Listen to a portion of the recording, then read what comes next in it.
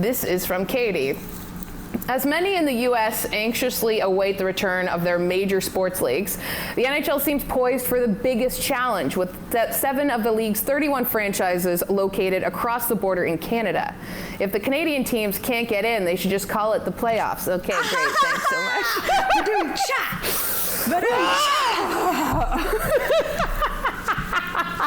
I like that. All right, I'm going to toast to you, man. That was good. Cheers. Because it's also pretty true. Love a hockey joke. Even though history in Boston is also totally true as well. Absolutely. Wait, are we doing shot? I thought we were doing shot tequila, okay, no? Fine. Yeah, We'll both do it. Cheers. Cheers, all right.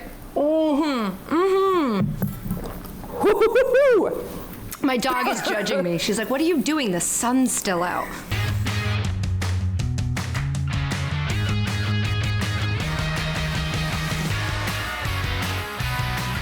Hey guys, welcome on into Drinks with Binks, working from home / wasted from home. I'm Julie Stewart-Binks, and we're still at home. This has been a long stretch of drinking at home, which is what I would be doing anyway during this time, regardless of what was going on. But we are all staying home to stay safe, and we hope that we can bring you some kind of entertainment and fun during this very difficult time. And for that, I am super excited to welcome in someone I've wanted on the show forever, who I've had the chance to work with before. I also consider her a friend, the one and only Katie Nolan, host of Always Late with Katie Nolan, Sports, the podcast, ESPN superstar. Katie, welcome on into Drinks with Binks. What an intro, Julie. Thank you so much. I'm so happy to be here. Drinking from home is kind of my thing, so I mean, it's your thing, but I do it anyway. Yeah, that's my thing. So don't take it from me. Yeah. I'm the alcoholic here, okay? I'm just honored to be invited. Yeah, well, I'm so glad you're able to come on here with us today, because it actually works well, oddly enough, that this show, we can still do it exactly the same way as it was before. It's a show, and we drink on it, and we just talk and have a lot of fun. And although we are in quarantine right now. And before we came on air, you were showing me the talk of the town, Myrtle, your new puppy. How is life as a dog mom? I know everybody always tells you, like, I know you think dogs are cute, but they're really difficult. And you're like, I'm ready. You're not ready. It's more work than you think it's going to be. I'm also working really hard to get her trained so that if things go back to normal, she's not pooping and peeing in the apartment while I'm gone. So she's kind of like a full-time job, but it's also good because it's, A, a source of happiness, and B, it's kept me distracted. I keep kind of forgetting that we're in quarantine every now and then. So I'm grateful to her for that, but I'm not grateful for the pee on the floor. Yeah, and especially like living with the pee and like the poo right there, because it's like all one, right? She hasn't, I don't want to jinx it, great. But she hasn't done that here in this yet. Okay, that's huge. That's numero uno. As we mentioned, we like to drink on the show. And Katie, what are we sipping on today? Well, I'm drinking I'm at the point in my quarantine where there's just like a couple of everything in my fridge. So I've got some beers. I'm going to drink these. Great, same. I also have a bottle of beer too ready. Perfect. A nondescript, non-labeled bottle of beer. Again, you can put whatever label. We give away free advertising, like it's candy on the show. I've got a bunch of bottles, but I realized I only had 2 in the fridge. So I got 2 of those. Then I have some tequila in case we want to do some shots if things get crazy. Right. And then there's also a full bottle of wine ready to go. So I'll do whatever. Right, so sounds like this is going to be a good show. I talked to Michael Smith. He said he got absolutely blasted. So I was like, well, I got to one-up him. So I'm ready to go. I like that that's the takeaway from the show. Like our guests are like, okay, I got to get more up than you did on that show and talk about it's a challenge. All the great secrets. But okay, let's toast. What are we toasting to, Katie, these days? Well, I think we should toast to doing our own hair and makeup, and obviously to everybody that works in the medical industry who's dealing with whatever the hell is going on where they are. I know it's crazy. I know we all complain about our lives, and their life is a lot harder, so we'll cheers to them. Yes, cheers to all of the essential workers and first responders. You guys are kicking ass. Kicking ass with, like, they shouldn't be, but they are. It's incredible. Honestly, it makes you just like think so much more about how we have to praise these people in these jobs more. Like what we do means literally nothing compared to people that are saving lives every single day. Right? Yeah, teachers too. Like I know a lot of parents that have kids that are like, oh my God, my kid's teacher, I'm gonna send her the biggest gift when my kid goes back. I can't imagine trying to teach a kid long division or like anything Anything that we don't Yeah. remember because we don't use it. We don't use any of that in real life. Don't tell the kids, but it's really useless. Yeah, and I just remember getting in fights with my parents when I was a kid. When I'd be like, I can't do this math homework, and my mom would be like, let me try. And it's like, no, Mom, you don't get it. Yeah, high school math, middle school math, all of it is like, just teach me how to add and how to do my taxes. I don't need the other Or like stuff. how to just make money to then pay someone to do my taxes for me, so I don't have to do that. Or how to, or to make my money make more money for me. That's the thing that I'm not in that tax bracket yet where it's like, how do I make this into more money without doing anything? No, especially now I'm just on Amazon all the time, so there is no money coming in. And there's also no deliveries coming in because they're way delayed. I can't get toilet paper. You can't. Yikes. I have some. I got a stockpile, but I'm waiting on an order. Yeah, at some point we're gonna get down to the point where it's like, what do you use instead of toilet paper? I have a couple old FS1 t-shirts. No, I'm just kidding. I'm just kidding. That's where Katie and I met. We were both part of the OG crew of Fox Sports 1. The one for that fun. purple dress, Julie. I still remember That's it. still also the photo I use all the time. So, as you should. Mine's me holding an Emmy. It's like, okay, lady, we get it. You won something nice. once. It one time. I was wondering what the over-under was of you bringing up the Emmy in this interview, and it was the I've lost A block, 2. So. I've lost more than I've won, so I'll drink though. If that's what you're saying, I have lost to a local New York TV Emmy this year, and it was really tough because no one cares about those. So if you lose the thing that's like not really that big a deal, I think you just don't tell anyone that. I told everybody that I was dumb. I was like, I'm nominated. Yeah, it was tough. So well, you know what? That's their loss, and they won't make the same mistake next year. I'm gonna put the local New York Emmys on my spite list, which is growing day by day, because that's what we do in quarantine. Okay, we got a lot to get to with Katie. We got to take our first time out on the program, but we are drinking and binking. Katie Nolan, always late with Katie Nolan. More next.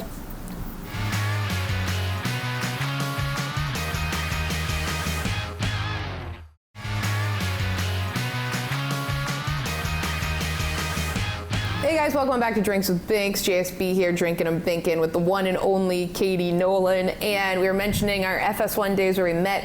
I have to tell you, I just remembered this today, but when we started at the company, you were in New York, I was in LA, and our bosses wanted me and Molly McGrath, who worked there at the time, to take you out when you came to LA to like convince you to move there. And I was thinking like that was their best play. They're like, we'll get Julie and Molly to take Katie Nolan to a Dodgers game, and we'll seal the deal with that. Look, it was the closest anyone came to convincing me. We went to that Dodgers game. I got a Dodger dog. I figured out what Waze was for the first time because we used it to get there. It took us a very long way. Put you in traffic on the 101, and you'll love it here.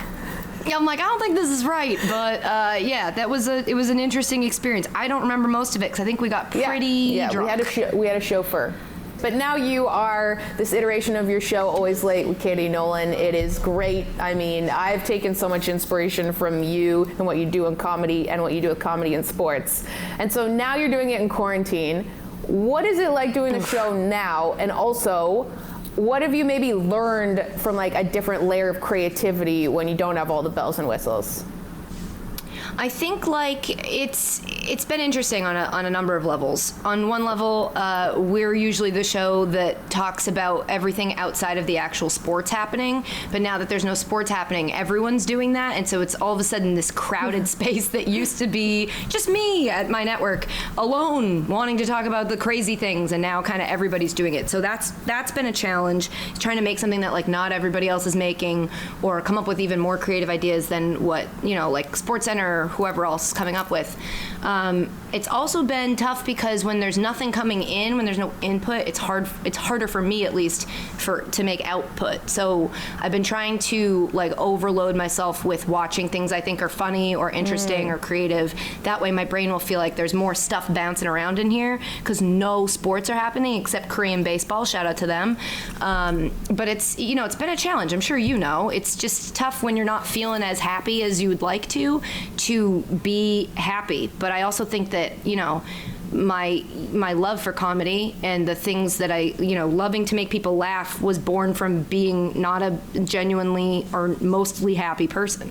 So I think like in this stuff, in this heap of garbage that we're currently in, like there is great opportunity for comedy. You just have to dig a little bit harder to find it. So it's been difficult. We haven't been crushing it, but as we become more adjusted to it, it's becoming like, okay, I understand what's being asked of me now, so let's go do it. Yeah, it becomes more of a norm. But even just watching your show with CJ McCollum, and you're doing the jokes, the headline jokes, just from your own living room, and I love seeing that too. And like, it's so tough. It's tough because like that's what I used to do. That's how I started doing this, which is why it's weird now after getting used to, like I used to film YouTube videos with nobody in the room with me. And now I got used to camera crew and producers. So now going back to doing it alone, and I'm not good at it anymore. I'm like, huh, this is what you used to do. So I'm like relearning how to do a thing. It's like putting diapers back on. I'm like, wait, what? This is so weird. Yeah, but then it's good. You're exercising that muscle, right? Because then I'm sure, you mentioned just like, it's sometimes hard to get up to do this stuff, especially right now. Like I feel that way too. And it's, people kind of expect us and everyone to just be, productive. Like, all right, let's take on all these tasks. Let's do all this stuff. But we are dealing with a lot of different mental health issues, and you've been very open about mental health awareness. I really appreciate that too. I, tweet about my therapist, different things like that. Where are you right now with like how you're dealing with mental health, and also how you're dealing with it as it pertains to like trying to still do a show every day? The tough thing for me is that when I go to a dark place, what I normally do is I self-isolate. So this is sort of, it's like mimicking my own way of coping, but it's also being forced on me. So it's like this really weird world where I was doing all right before it started, and now my body is like, oh, muscle memory, you're isolated, which means that you're depressed. And so there's like these little things that keep happening that I have to kind of consciously pull myself out of. And I'm not great at it. Like I'm slipping up on self-care every now and then because it feels really indulgent when you're home all the time and you're never wearing pants to like take care of yourself or treat yourself. But I just try to remind myself that like everyone's going through something. Don't compare your struggle to others, but acknowledge your own struggle and like, do what you can to make yourself feel better, because that's, all we have right now. We have no idea how long we're stuck in this for. That's probably the weighing the heaviest on my anxiety. Is like if there were a date, I could be like, okay, I got 3 more weeks. I could start to transition in that last week to getting back to wearing pants and going out into the world. But just knowing that at any day now, it could be like, you're back to work the regular way is making it really difficult to plan. So I found myself getting pretty anxious about that. I'm trying to meditate for like the 50th time in my life. Same. I'm trying to be the person that can sit and silently let their thoughts pass by like cars on a street. It's very hard for me because I have ADD, so I grab onto every thought that passes by. But I'm working on it. My boyfriend's really into meditation. He's been helping me, giving me techniques and breathing things, and maybe I'll get good at it eventually. This might be, I've used the quarantine to try to get good at winged eyeliner. This has been my goal. It's not there yet. Your eyes are fantastic. Like the makeup that you've been doing. I was just sitting here looking at it, and I was like, wow. I've been forever like, you've got to figure out. You're a 33-year-old woman. You have to figure out how to wing your eyeliner properly. And now I've got all this time, so I'm like, let me try. I'm still not thrilled with it, but it looks like we're getting there. I'm working on that and meditation. Filter almost like it's done. I was just looking at it, being like, wow, it's so, and also looks so effortless, like the look.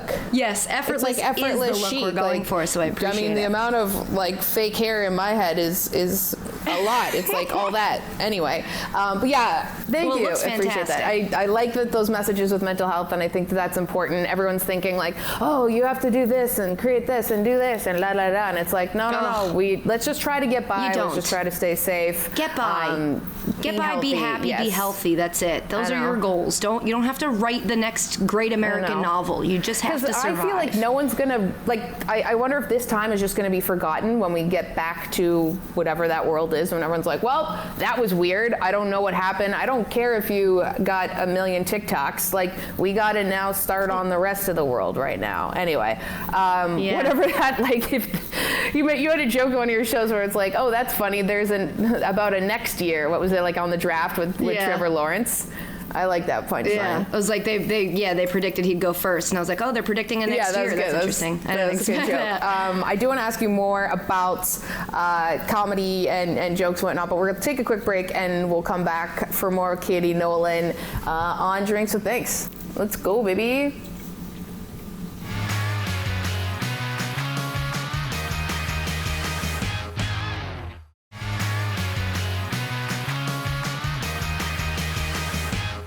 Hey guys, welcome back to Drinks with Binks. We are sipping on a couple of brewskis with Katie Nolan from ESPN. Always Late with Katie Nolan, Sports, the podcast. She does it all. And I found Katie to be an inspiration for me into the world of comedy because I never really had done this before. Even seeing you do it was like, oh, that's cool. A woman doing sports comedy. I kind of like want to try that. And I was always curious, like you were sort of one of the first to really lean into that well. And who was that person for you? Like who did you see that you're like, I kind of want to do that thing? First of all, that's the sweetest thing in the world. It is true. You're the it is very best. true. And I've loved, when I saw that you were doing stand-up, I was like, yeah, Julie. So we'll talk about it off the show, but I want to know how all of that's going. The person for me was Michelle Beadle. I grew up loving sports. I grew up, I'd watch SportsCenter in the morning, the highlights and stuff, but I didn't ever watch the sports programming that was on ESPN TV, which is so weird because now I have to know it like the back of my hand because it's my job. But like, I never watched it because it just didn't feel like it was for me. It was very like, guys being guys. And it was like, okay, I don't want to watch that. And then I remember I was like 18 boyfriends ago, I was at my boyfriend's house and I was working on my YouTube videos that I was scripting, and he was watching ESPN and Sports Nation was on. I had never seen it. And it was when it was Beadle and Colin Cowherd, and she made some sort of joke that was something about the Kardashians and sports, and I laughed out loud, and my boyfriend was like, I don't get it. And I was like, oh my God, this woman is making this TV for me. She doesn't care that you don't get the joke. She's making it for me. So it kind of opened up for me the idea that this was a possibility, that like a woman could go on sports TV and make a joke that, would not speak to who I've always thought their audience was, and instead would speak to anybody that was watching that it spoke to. And so I don't think I ever would have known that was something I could do. And then once I did and the opportunities came up, I was like, oh yeah, Beadle does it, so I can do it. Yeah, she has been fantastic for obviously you and so many other women. I miss seeing her on TV. I miss seeing just like her pizzazz and energy. And I'd be curious though, like how did you learn? What was sort of the process of you learning how to do comedy, like to tell jokes or to write sketches and that kind of stuff? The only thing I ever had going for me as a kid was that I was funny, and I get it from my mom. My mom's always joking, and my brother. I have an older brother, he's 3 years older than me. And so like that was how I communicated, was to make people laugh. Because like when I started doing the videos that I would do on YouTube, which I did for 2 years before I started at Fox, it was like, it's something that I was asked to do by a company I was writing blogs for, and I told them there was no way, because I didn't know how to do it. And they were like, yeah, but we'll pay you. I was like, oh, yeah. Okay, cool, I'll do it. And that like first few, it was a video every single day, and it was supposed to be like Weekend Update style. So it was, the first few weeks were like this crash course in like, okay, take the news, find the punchline, say it, and then do the next one. And so doing that every single day for 2 years, by the end of it, it was like, oh, yeah, I know where the punchline is in this. It was just this weird, like, you do it enough times and you're like, oh, I got it. You have to work through all the, like, did I just write that punchline yesterday? Is this exactly like the one right before it?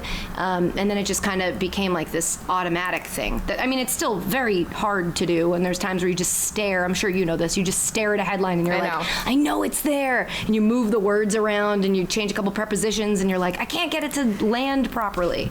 But I mean, I think that stuff's fun. So what's it like now? Like for your show, like how do you, when you're going through sports news, like what's sort of your process with that? When I first started having a show that other people worked on, the hardest thing for me was like letting other people do stuff, because I came up filming myself, editing myself, writing everything I ever said. And so it was really hard to be like, yeah, you do this part so that I can, focus on this other part. It was very, very hard for me. But I kind of forced myself to do it. Now I'm at this point where I've got this team, they're great. We have this Google Doc where we'll just throw every headline we see. And then anybody from my staff, there's like 7 of us, we can hop in and write a punchline if you think of one, or like if you have a downtime during the day, you're just like, oh, let me look at headline punchline and see what we got in there. And then, most times it'll just be an amalgamation of like, oh, this person said this punchline, but I like the way this person phrased it, so we'll like kind of mush it together. But it's just like a big fun group party inside of a Google Doc. It's cool, kind of funny that you say that. Well, I also, yes, on that note, with my ADD, we'll drink this beer too. Is when we were doing Call It a Night, which is just dark right now, which is like another show I have. that is the process that we had with a Google Doc. And we have head writer Dan Carroll, who would lead the ship of sort of, all right, these are some of the ideas we have, but then everyone would be able to jump in. So it's almost like a writer's room, I think, because then, you know, even if we like started like joking about something, or like something would pop up on your phone about something happened in the news, and then people kind of start like joking around. You're like, this is good. Like the more people kind of helping you come to these, because as you've mentioned, and now you have that muscle in your brain, but writing topical jokes is very difficult. And when I did stand up, and then a very different type of comedy, I was like, oh, cool, I did stand up. I can now write topical jokes. It was like, and I texted you, I think the first day of my show, I'm like, how do I do this? Like, how do I write a topical joke? You're like, sit there. But I've watched your show. I was like, look at Julie go with your little over the shoulder. I was like, hell yeah, I get it. Like, it's just a thing you know now that you just have to try it a bunch. I did the opposite. I was writing topical jokes every day, and somebody's like, you should do stand up. And I took a stand up class, which I'm now like, where, why? when, like, what, how? I did not know you did this. It was, this was before Fox. This was, I was probably a year, this was probably like 2014 in Boston. And I took a class at Improv Boston with Dana J. Bine, who's a great guy. And I took it, and I was like, I had so many questions. I was like, how do you know when something's a short joke versus when it's like this long thing that you go on? And he was like, I can't answer those questions. You have to answer those yourself. I'm like, then why the hell am I here? And I did my stand-up set after that, because it culminates in this big stand-up set, which you know. And I just bombed. I forgot my jokes halfway through. And instead of just saying anything funny, I was like, well, you guys are at a stand-up showcase. You knew this was going to happen, but I don't remember what I was going to say next. And nobody laughed. That's odd, like, but people have, people know that at those showcases. Yeah, and so that's what I was banking on. But now I date a stand-up comedian, and like I watch him doing his job, and I'm like, he hates saying that it's an art, but I'm like, what you do is incredibly impressive. Your ability to know when something is like how to lead from one of your jokes to the next one, or how to make sure you don't go too long without a big laugh. It's just like this.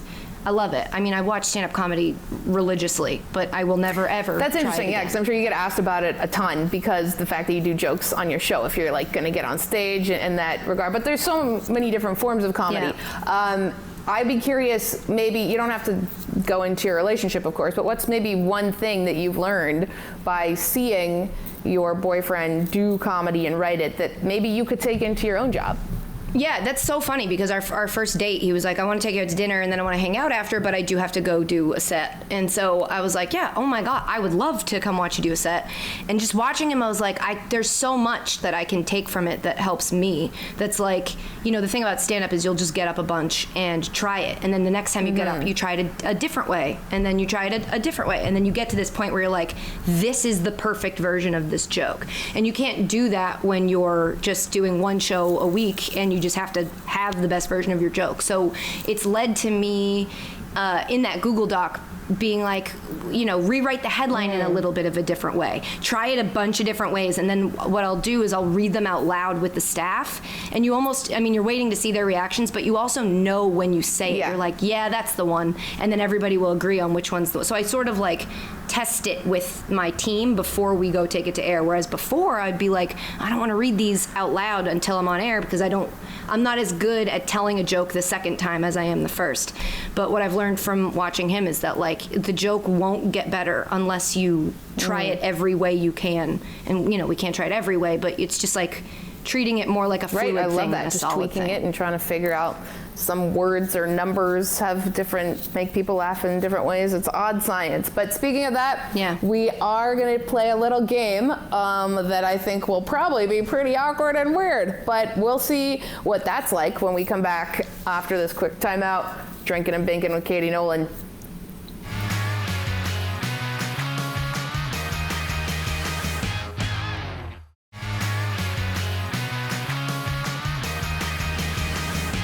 Hey guys, welcome back to Drinks with Binks. We are drinking and binking with Katie Nolan from ESPN. And let's take a little wet the palate first.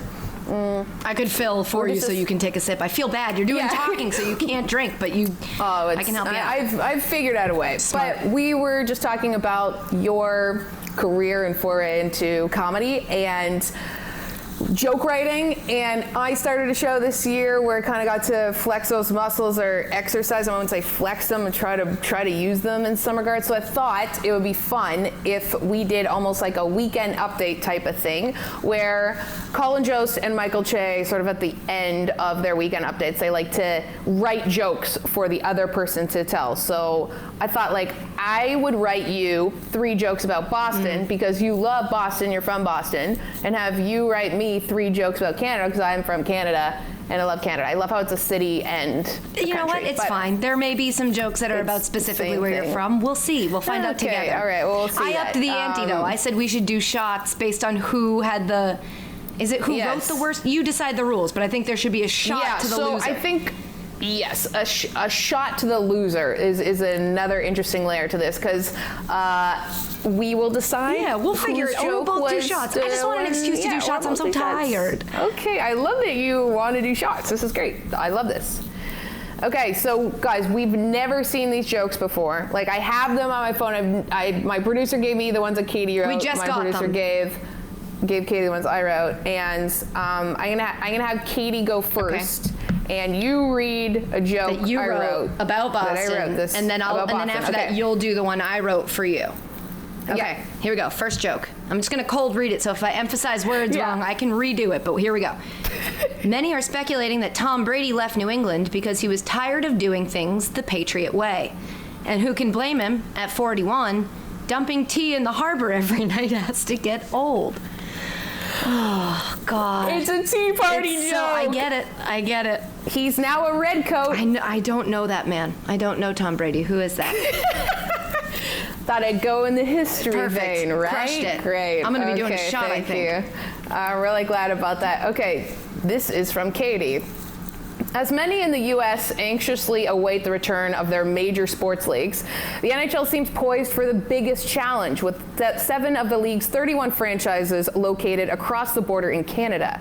If the Canadian teams can't get in, they should just call it the playoffs. Okay, great. Thanks so much.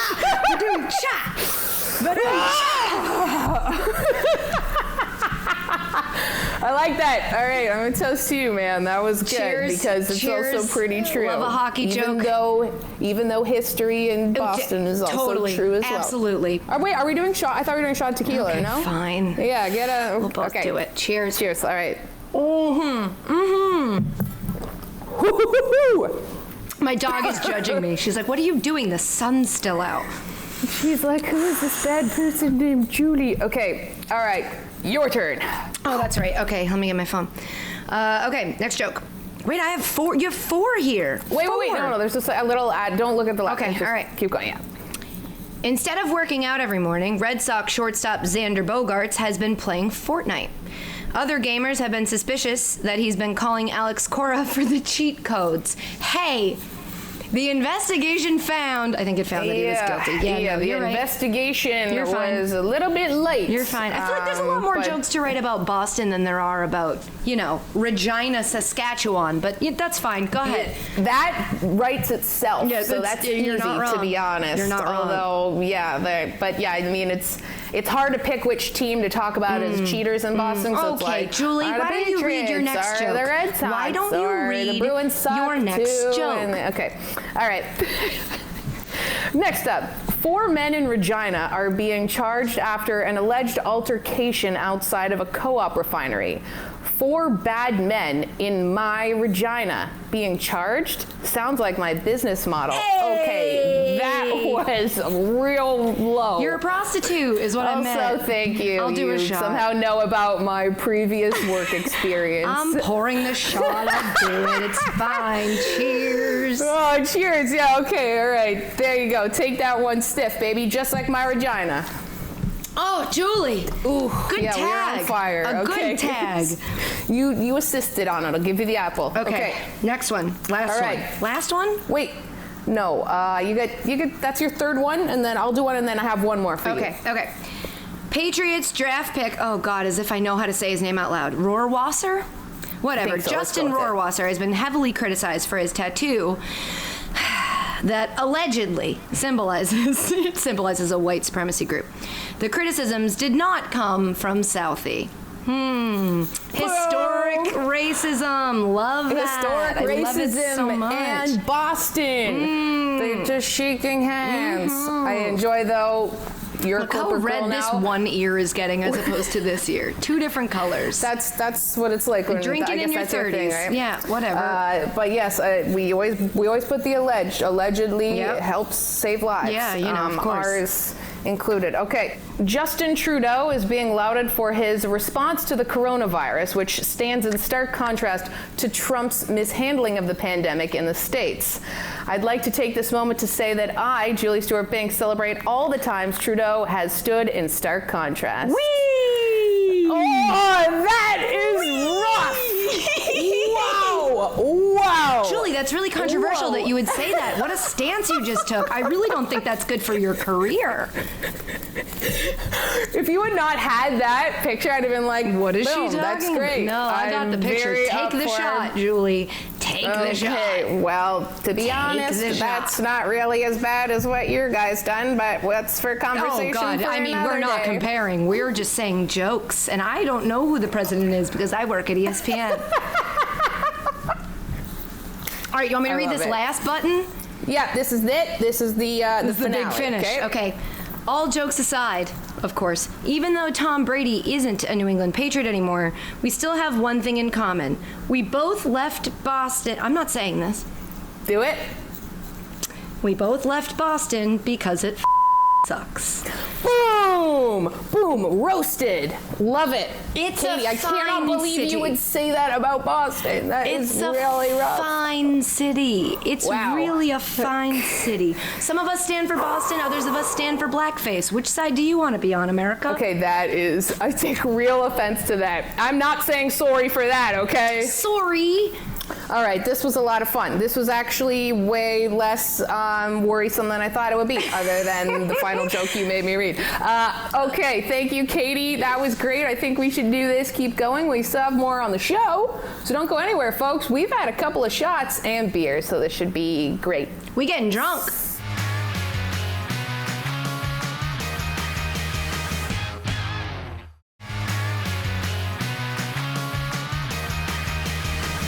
Hey guys, welcome on back. Drinks with Things with Katie Nolan. Always late with Katie Nolan on ESPN. And you, Katie, you have a lot. We all know.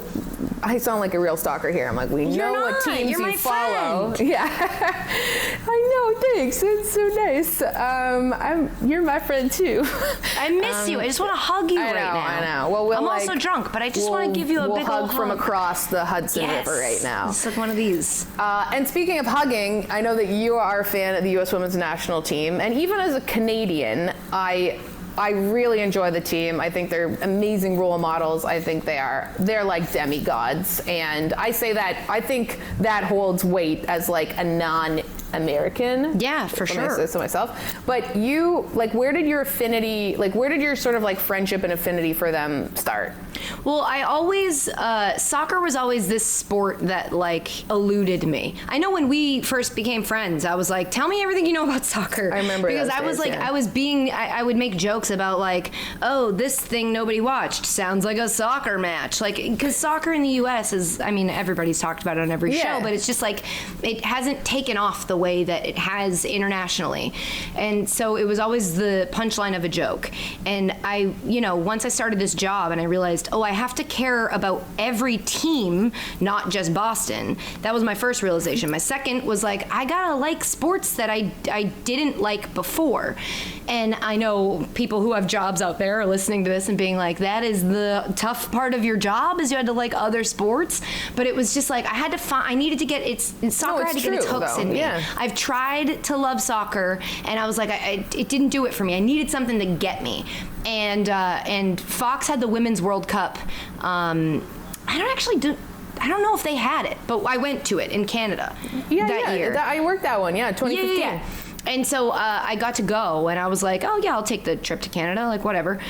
and I ended up having this incredible time and like falling in love with these women because they are this weird mix of incredible on the field but also incredible off the field. Like an interview with any of them, we had Sydney Leroux, Kelly O'Hara, and Alex Morgan. I got to do like a press junket with them, and I met the three of them, and I was like, these women are cool. Yeah. Because I know you know this, and we're not going to name names, but sometimes you get an interview with an athlete, and you're like, eh.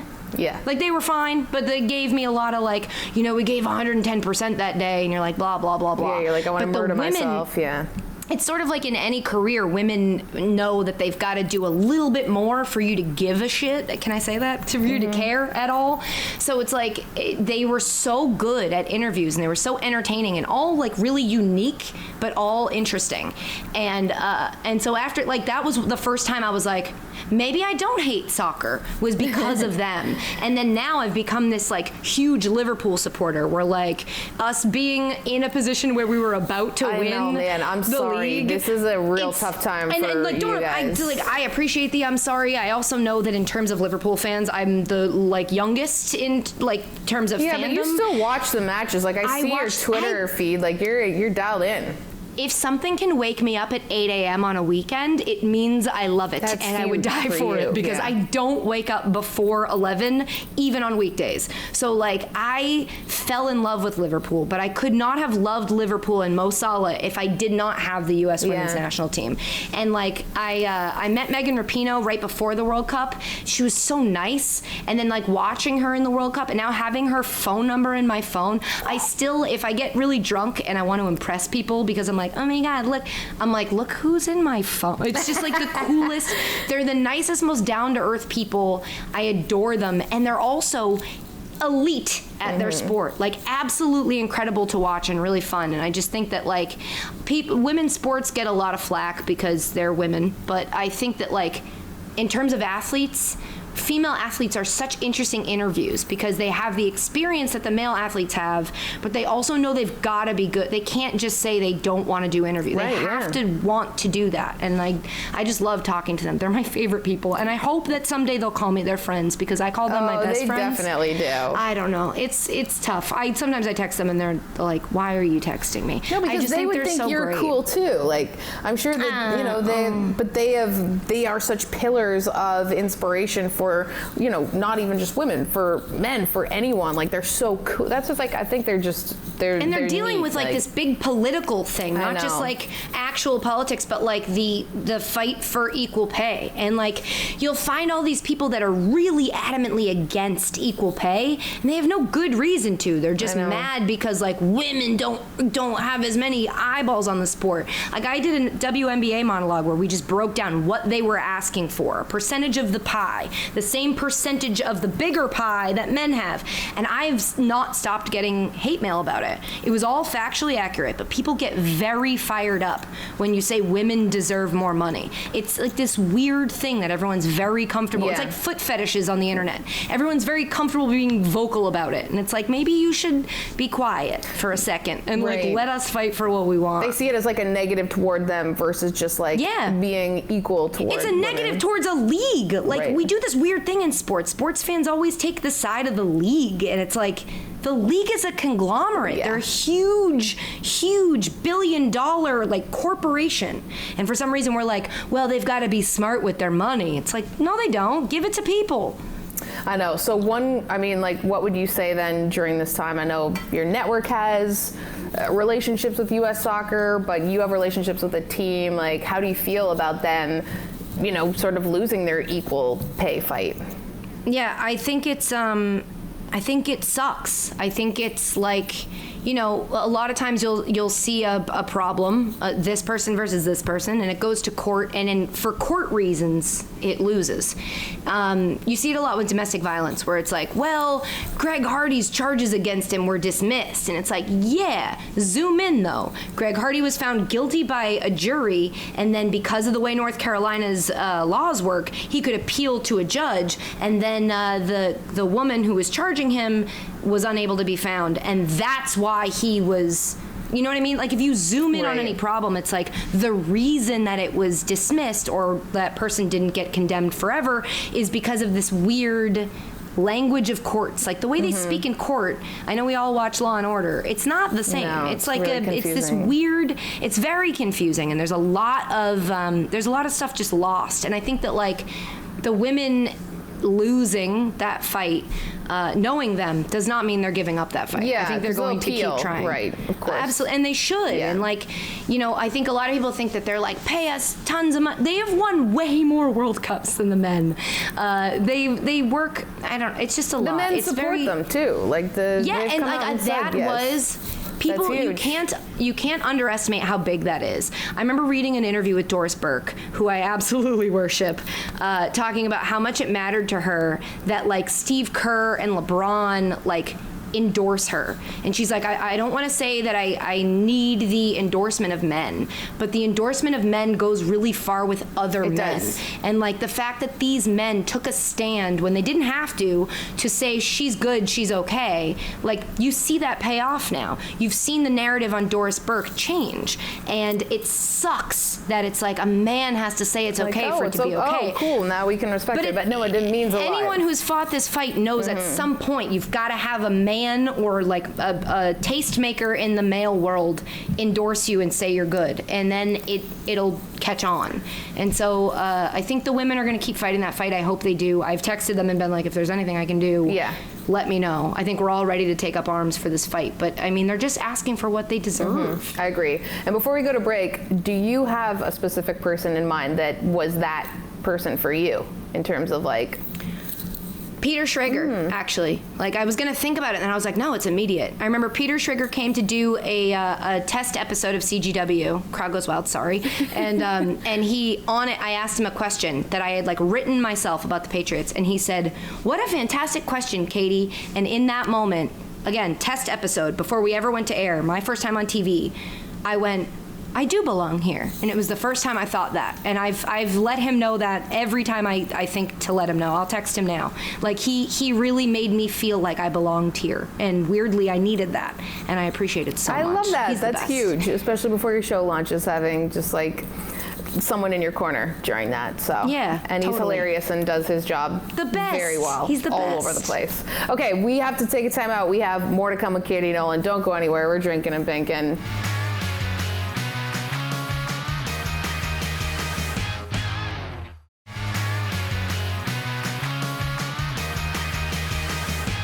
Hey guys, welcome on back to Drinks with Binks. We are drinking with the one and only Katie Nolan. Always late with Katie Nolan, ESPN, Sports, the podcast, and You can see me getting more drunk as this episode goes on. I'm glad that everyone at ESPN can just see my impact on your life and career is to just get you and ask you a whole bunch of questions about, actually, I was going to ask you about them and also our old workplace, but you've had national shows on, well, you've had your own show on two national networks. What is the biggest difference between doing your own show on Fox Sports 1 and ESPN? I think the biggest difference is Fox Sports 1, I was with them from day one. Like it was, they were about to launch. I started working there, and then we launched. You as well. You understand that. ESPN, and that was my first time in TV, so it was like kind of an interesting world of working at a company who was doing it for the first time. Obviously, Fox Sports had existed, but like launching this Fox Sports 1 ESPN competitor, doing my first time at the very beginning of their network versus going to the oldest, like the worldwide leader, the known property, as like the new person there with a little bit of experience under my belt. FS1's obviously a smaller network. Also, I'm based in a city where a bunch of people at ESPN are, whereas with FS1, I was like the lone New York personality once Crowd Goes Wild got canceled. I think that like there's a lot of differences. You know, a lot. Also, I'm still learning what networks are. Like, you know, when you go to your first new job after your very first job in an industry where you're like, is this how television networks are? Or is this how this television network is? And so there have been a couple things I've figured out are like, oh, it's specific to that one and this one's specific to this one. But most of the things are like, oh, no, that's just how networks run. Yeah.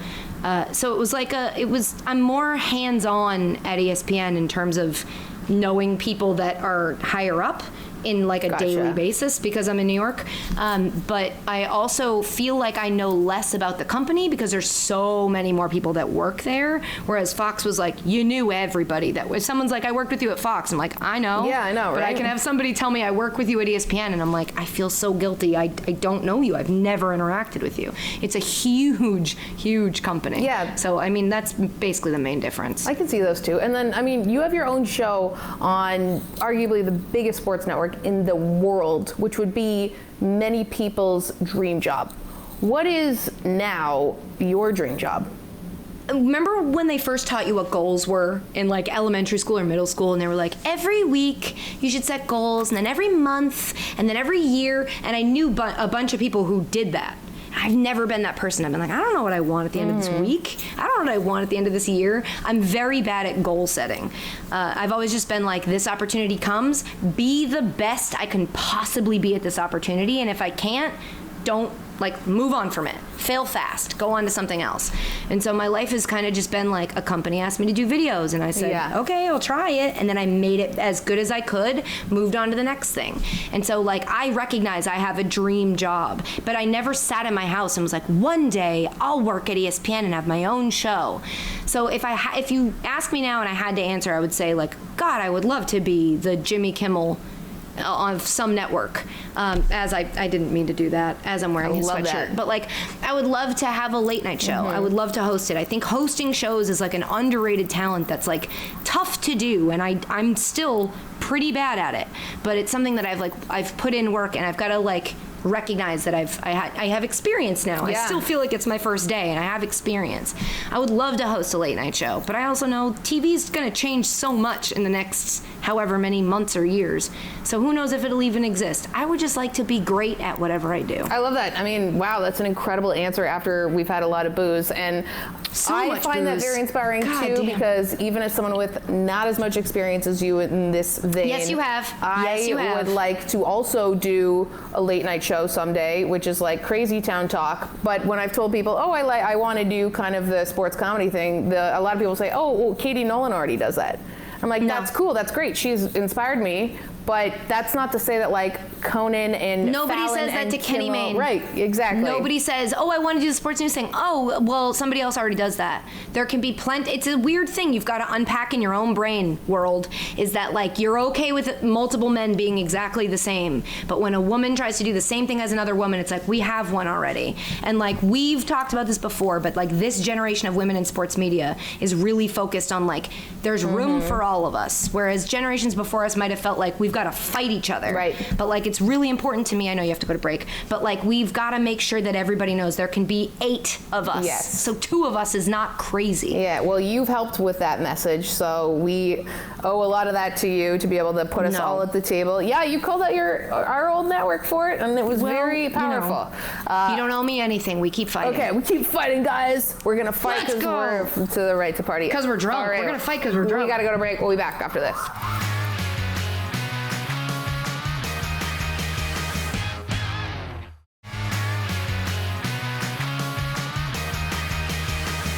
Hey guys, welcome on back. We've had an awesome time on Drinks with Binks with Katie Nolan, and we could still get even more drunk because we're tanks and talk. But Katie, where can we find all of your awesome stuff next? On Twitter, I'm at Katie Nolan. On Instagram, I'm at Nady Colon. It was a decision I made. But that's where I don't know what's next for me in terms of ESPN, so just go there and I'll post everything. So check that out. Okay, awesome. That's great. This is great drinking with you, and I've You got me missed you, drunk, friend. Julie. It's like 5:30. That's why I have my own show where I drink on it. So, guys, that was Katie Nolan. Follow her. She's the best, awesome, and we'll be drinking and binking in quarantine for many more months. So stay safe and stay healthy. Love you guys. Bye, everybody.